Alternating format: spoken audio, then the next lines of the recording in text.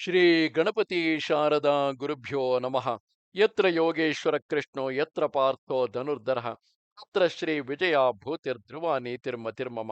ಶ್ರೋತೃಗಳಿಗೆ ಶ್ರೀ ಅಳಸಿಂಗರಾಚಾರ್ಯ ವಿರಚಿತ ಶ್ರೀ ವ್ಯಾಸ ಮಹರ್ಷಿ ಪ್ರಣೀತ ಶ್ರೀಮನ್ ಮಹಾಭಾರತದ ಶಾಂತಿ ಪರ್ವದಲ್ಲಿ ಯುಧಿಷ್ಠಿರನು ಮೃತರಾದ ತನ್ನ ಜ್ಞಾತಿ ಬಂಧುಗಳಿಗೆ ಅಪರ ಕ್ರಿಯೆಗಳನ್ನು ನಡೆಸಿ ಅವರ ಕಡೆಯವರಿಗೆಲ್ಲ ತಕ್ಕ ರಕ್ಷಣೆಯನ್ನು ಕಲ್ಪಿಸಿದುದು ಎಂಬ 41ನೆಯ ಅಧ್ಯಾಯಕ್ಕೆ ಸ್ವಾಗತ.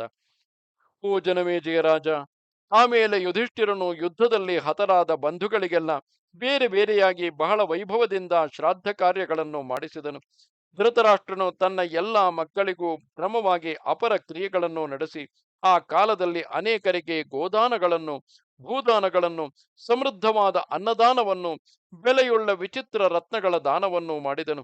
ಯುಧಿಷ್ಠಿರನು ತನ್ನ ಪತ್ನಿಯಾದ ದ್ರೌಪದಿಯೊಡನೆ ಸೇರಿ ದ್ರೋಣ, ಕರ್ಣರಿಗೂ, ದೃಷ್ಟದ್ಯುಮ್ನನಿಗೂ, ಅಭಿಮನ್ಯುವಿಗೂ, ಘಟೋತ್ಕಚನಿಗೂ, ವಿರಾಟ ದೃಪದಾದಿಗಳಿಗೂ, ತಮಗೆ ಉಪಕಾರ ಮಾಡಿದ ಎಲ್ಲ ಸುಹೃತ್ತುಗಳಿಗೂ, ದ್ರೌಪದಿಯ ಮಕ್ಕಳಿಗೂ ತರ್ಪಣ ಕಾರ್ಯಗಳನ್ನು ನಡೆಸಿದನು.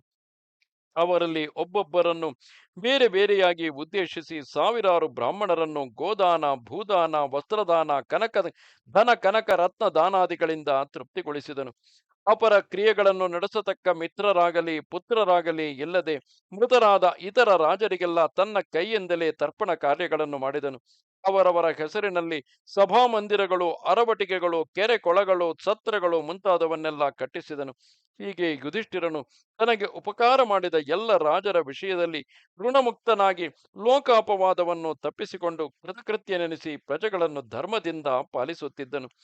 ಧೃತರಾಷ್ಟ್ರ, ವಿದುರರನ್ನು, ಗಾಂಧಾರಿಯನ್ನು, ಇನ್ನು ಇತರ ಕೌರವ ಪ್ರಧಾನರನ್ನು, ಭೃತ್ಯರನ್ನು ಮೊದಲಿನಂತೆಯೇ ಅವರವರ ಉಚಿತ ಸ್ಥಾನಗಳಲ್ಲಿರಿಸಿ ಗೌರವದಿಂದ ಮನ್ನಿಸುತ್ತಿದ್ದನು. ಯುದ್ಧದಲ್ಲಿ ಪತಿ ಪುತ್ರರನ್ನು ಕಳೆದುಕೊಂಡು ದುಃಖಕ್ಕೊಳಗಾದ ಎಲ್ಲ ಸ್ತ್ರೀಯರನ್ನು ಕನಿಕರದಿಂದ ನೋಡಿ ಆದರದಿಂದ ಪಾಲಿಸುತ್ತಿದ್ದನು. ಕುರುಡರು, ಕುಂಟರು, ಅನಾಥರು ಮೊದಲಾದ ಬಡ ಜನರನ್ನೆಲ್ಲ ಅನ್ನ ವಸ್ತ್ರಗಳಿಂದಲೂ ಅವರವರಿಗೆ ತಕ್ಕ ನಿವಾಸಗಳನ್ನು ಏರ್ಪಡಿಸುವುದರಿಂದಲೂ ಆಧರಿಸಿ ಸುಖದಿಂದಿರಿಸಿದನು. ಹೀಗೆ ಯುಧಿಷ್ಠಿರನು ಸಮಸ್ತ ಭೂಮಿಯನ್ನು ಜಯಿಸಿ ಹತರಾದ ಶತ್ರುಗಳ ವಿಷಯದಲ್ಲಿಯೂ ತಾನು ಋಣವಿಮುಕ್ತನಾಗಿ ನಿಷ್ಕಂಟಕವಾದ ರಾಜ್ಯವನ್ನು ಪಾಲಿಸುತ್ತಾ ಸುಖದಿಂದಿದ್ದನು.